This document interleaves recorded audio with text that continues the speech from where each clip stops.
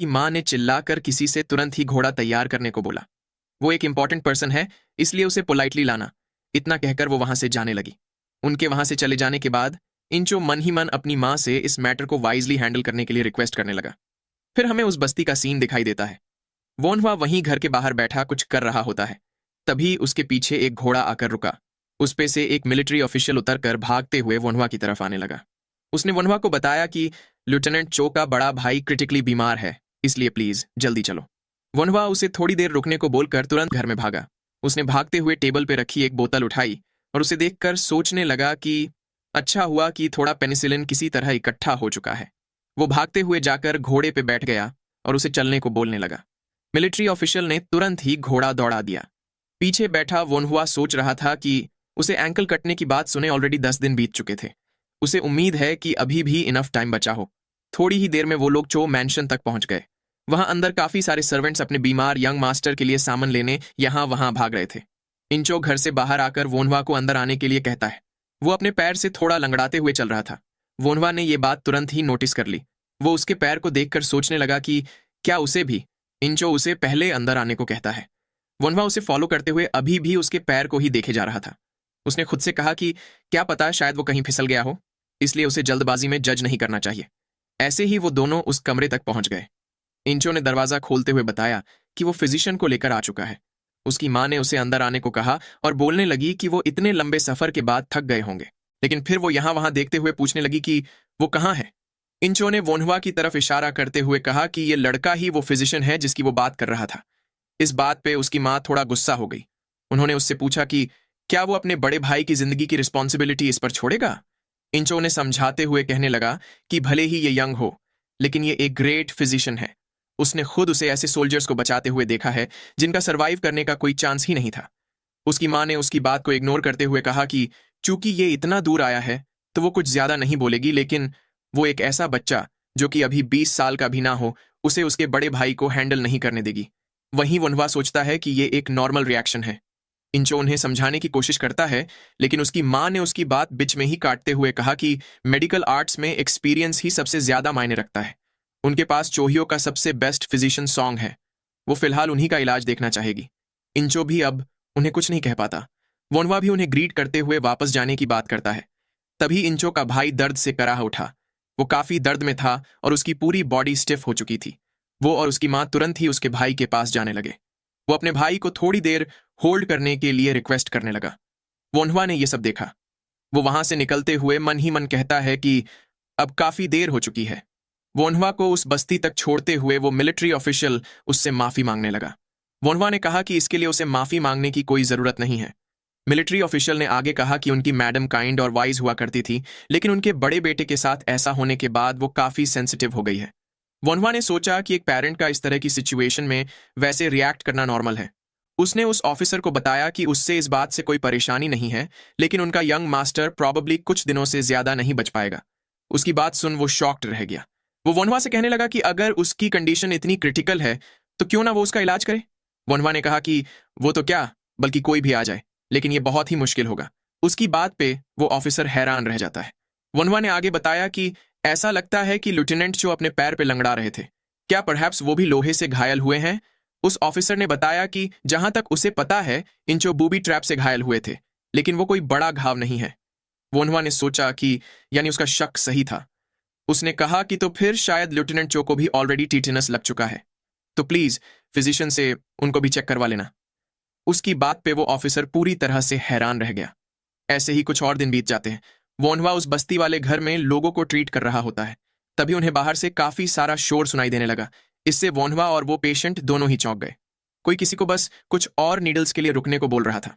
वोनवा ने इरिटेट होकर सोचा कि वो इस जगह पे ही क्यों पिग कैच कर रहा है। उसकी वजह से उसने अभी ऑलमोस्ट गलत जगह एक्यूपंक्चर कर दिया होता। वो घर में से बाहर निकल आया। वहां बॉन्ग एक पिग को स्टिच करने की कोशिश कर रहे थे। वोनवा उनके पास खड़ा होकर कहने लगा कि लगता है वो काफी मेहनत कर रहे हैं। बॉन्ग ने बताया कि वो मेडिसिन के बारे में सीख रहे हैं, इसलिए मेहनत करना जायज है। वोनवा उससे इरिटेट हो चुका था, लेकिन फिर भी हंसते हुए पूछता है कि लेकिन क्या उसको ये इधर ही करना जरूरी है। बॉन्ग ने उसे टॉन्ट मारते हुए कहा कि एक सर्टेन बंदा है जो उसे कुछ सीखा नहीं रहा और उसकी स्किल्स इंप्रूव नहीं हो रही, इसीलिए उसे ये करना पड़ रहा है।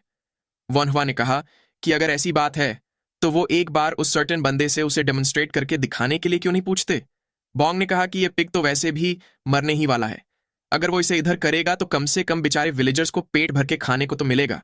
वोनहुआ भी उसकी बात सुन मुस्कुराने लगा। उसने बॉन्ग के पास बैठकर कुछ समझाना शुरू किया। वो उसे ठीक से स्टिचिंग करना सिखाने लगता है। थोड़ी ही देर में स्टिचिंग कंप्लीट हो गई। बॉन्ग ने शिकायत करते हुए कहा कि उसने ये कुछ ज्यादा ही जल्दी कर दिया। वोनहुआ ने उन्हें समझाया कि एक्यूरेसी स्पीड से ज्यादा इंपॉर्टेंट है। बॉन्ग ने पूछा कि लेकिन अगर वो स्लो करेंगे तो क्या पिग मर नहीं जाएगा? वोनहुआ ने बताया कि ऐसा इसलिए हुआ क्योंकि उन्होंने स्टिचिंग में गलती की थी। इस पर बॉन्ग अनॉयड हो जाता है, लेकिन वोनहुआ उसे अपना काम ठीक से करने को कहता है। थोड़ी देर बाद बॉन्ग ने एक वेसल को सक्सेसफुली स्टिच कर दिया। वोनहुआ भी ये देखकर इंप्रेस्ड हो गया, लेकिन तभी उनका ध्यान पिग पर गया तो वो तो बेचारा निपट चुका था। बॉन्ग ने इरिटेट होते हुए कहा कि उन्होंने ऑलमोस्ट कर ही दिया था। वोनहुआ ने भी कहा कि वो काफी क्लोज थे, वो उसे बचा सकते थे। वहीं इन मैंशन में किसी की जोर से चिल्लाने की आवाज आती है। इंचो किसी का कॉलर पकड़ते हुए गुस्से से पूछ रहा था कि तूने तो बोला था कि तू उसे बचा सकता है। वो फिजिशियन कहने लगा कि उसने तो अपना बेस्ट किया था। इंचो ने पूछा कि क्या ऐसी सिचुएशन में यही उसका जवाब है? वो अभी भी उस फिजिशियन को सुनाए जा रहा था। वहीं उसकी माँ बदहोश सी उसके बड़े भाई को देख रही थी। फिजिशियन बताता है कि मेडिसिन गॉड खुद भी उसे नहीं बचा सकते थे। इंचो उसे अपनी बकवास बंद करने को कहता है। तभी उसकी माँ उन्हें बाहर निकलने को बोलती है।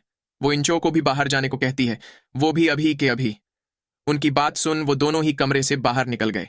इंचो ने गुस्से से पिलर पे मुक्का मार दिया। वो अपने आप को कोसते हुए कहने लगा कि उसे वोनहुआ से अपने भाई का इलाज करवाने के लिए अपनी माँ को थोड़ा और समझाना चाहिए था। लेकिन यहाँ हम देख सकते हैं कि उसका खुद का पैर भी काफी सूज चुका था। ऐसे ही शाम हो जाती है। वोनहुआ के क्लिनिक के आगे बहुत सारे लोग खाना खा रहे थे और भी कुछ लोग भागते हुए वहीं आ रहे थे। वोनहुआ भी उनके साथ वहीं बैठकर खा रहा था। तभी उसे पीछे से बॉन्ग देखने लगे। उन्होंने पूछा कि क्या वो ग्रेट फिजिशियन है? वोनहुआ मुंह में खाना भरे पूछने लगा कि उन्होंने अभी क्या कहा। बॉन्ग ने उसे ऐसे देख सोचा कि नहीं, ये नहीं हो सकता। तभी कोई बंदा वनहुआ को बुलाता है। वो अपने घायल साथी को सहारा देते हुए पूछता है कि क्या वनहुआ इस बंदे को ट्रीट कर सकता है। उसने मेडिसिनल हर्ब्स खोजते वक्त गलती से लोहे की स्पाइक पे पैर रख दिया था। लोहे की स्पाइक सुनकर वनहुआ भी उसका पैर चेक करने लगा। बॉन्ग ने बताया कि उसे तो ये टीटनस लग रहा है। वनहुआ ने भी उनकी बात पे अग्री किया। टीटनस का नाम सुनकर वो बंदा डर गया और पूछने लगा कि क्या वो मर जाएगा। बॉन्ग ने बताया कि सबसे पहले उसे PUS रिमूव करना होगा। अगर उसके बाद भी वो बेहतर नहीं हुआ तो उन्हें उसकी एंकल काटनी पड़ेगी। लेकिन तभी वोनहुआ ने कहा कि उसे काटने की जरूरत नहीं पड़ेगी क्योंकि ये अभी भी अर्ली स्टेज में है। उसकी बात सुन फिजिशियन बॉन्ग हैरान रह गए। वोनहुआ उस बंदे को ट्रीट करने के लिए रेडी होने लगा। फिर हमें 4 दिन बाद का सीन दिखाया जाता है। उस आदमी का घाव काफी हद तक हील हो चुका था। वोनहुआ ने उसे बताया कि ये काफी बेहतर हो चुका है। वहीं बॉन्ग ये देखकर पूरी तरह से हैरान यही सोच रहे थे कि ये कैसा मिरेकल है। उन्हें यकीन नहीं हो रहा था कि सूजन बस 4 ही दिनों में कम हो गई। वोनहुआ ने उसे ऐसी तो कौन सी ट्रीटमेंट दी थी? उसने अब से वोनहुआ पे अपनी नजरें बनाए रखने की ठान ली। वोनहुआ ने उस आदमी को बताया कि उसने डिसइंफेक्ट कर दिया है और अब वो ट्रीटमेंट शुरू करेंगे। बॉन्ग को आखिरकार ये देखने का मौका मिल ही गया था। लेकिन तभी वोनहुआ ने उसे घर के बाहर फेंक दिया। बॉन्ग डेस्परेटली दरवाजा पीटते हुए कहने लगा कि वो भी उसकी ट्रीटमेंट मेथड सीखना चाहते हैं। वो उसे पैसे देने को भी तैयार है। उसे कितने पैसे चाहिए? वो उससे खुद को अपने डिसाइपल की तरह एक्सेप्ट करने के लिए रिक्वेस्ट करने लगा। तभी वहां घोड़े पे सवार वो मिलिट्री ऑफिसर आ जाता है। वो फिजिशियन बॉन्ग को बुलाते हुए कहता है कि एक बड़ी प्रॉब्लम हो गई है। ऑफिसर इंचो गिर पड़े हैं। मैडम ने उन्हें इंचो को पर्सनली देखने के लिए बुलाया है। उसकी बात सुन बॉन्ग भी भाग के उसके साथ जाने लगे। वहीं अंदर खड़े वोनहुआ जिसने कि ये सब सुन लिया था कहा कि ये पक्का टिटेनस है। फिर हमें इन मैंशन दिखाया जाता है। इंचो बेड में लेटा हुआ था और उसकी माँ और फिजिशियन बॉन्ग उसके पास ही बैठे थे। बॉन्ग ने उसका सूजा हुआ पैर देख के सोचा कि उन्हें लगा ही था। वहीं इंचो की माँ उनसे पूछने लगी कि वो कैसा है, क्या उन्हें पता है कि ये कौन सी डिजीज है। बॉन्ग ने कहा कि वो श्योर नहीं है, लेकिन ये शायद। तभी उनकी बात बीच में ही काटते हुए इंचो ने कहा कि ये टीटेनस है। फिजिशियन वोनहुआ ने उसे ये पहले ही बता दिया था। उसकी माँ ये बात सुनकर शॉक्ड हो जाती है। उन्हें चक्कर आने लगते हैं और वो वहीं बेहोश होकर गिर जाती है। उन्हें ऐसे देखकर इंचो भी वरीड हो गया। फिजिशियन बॉन्ग भी चिल्लाकर किसी को बुलाते हुए कहते हैं कि मैडम बेहोश हो चुकी है। थोड़ी देर बाद बॉन्ग ने उनकी पल्स चेक करते हुए बताया कि उन्हें बस थोड़ा सदमा लगा था और कोई प्रॉब्लम नहीं है। ये सुनकर इंचो को भी राहत हुई। उसने फिजिशियन बॉन्ग से कहा कि वो उनसे एक फेवर मांगना चाहता है। बॉन्ग उसे अपनी बात बेझिझक बोलने को कहते हैं। इंचो ने कहा कि उसका भाई पैर कटवाने के बाद भी मारा गया, लेकिन वो उसकी तरह मरना अफोर्ड नहीं कर सकता। तो क्या वो फिजिशियन वोनहुआ से कहकर उसका पैर कटवा सकते हैं इससे पहले कि देर हो जाए? इससे उसकी जिंदगी एक जनरल की तरह तो खत्म हो जाएगी, लेकिन वो कम से कम एक बेटे की तरह तो जी ही पाएगा। लेफ्टिनेंट के तौर पे उनसे उसका ये आखिरी फेवर है।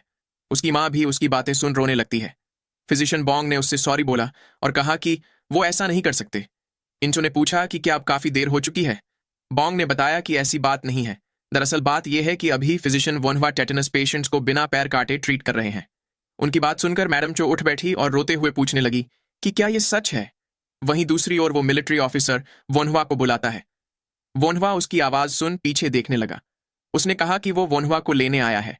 वोन्हवा ने पूछा कि क्या लेफ्टिनेंट चो अभी होश में है। उस ऑफिसर ने हाँ में जवाब दिया। वोन्हवा ने तुरंत अपना सामान उठाया और उसे चलने को कहने लगा। वहीं हमें इन मैंशन का सीन दिखाया जाता है। वोन्हवा अब तक वहां नहीं पहुंचा था।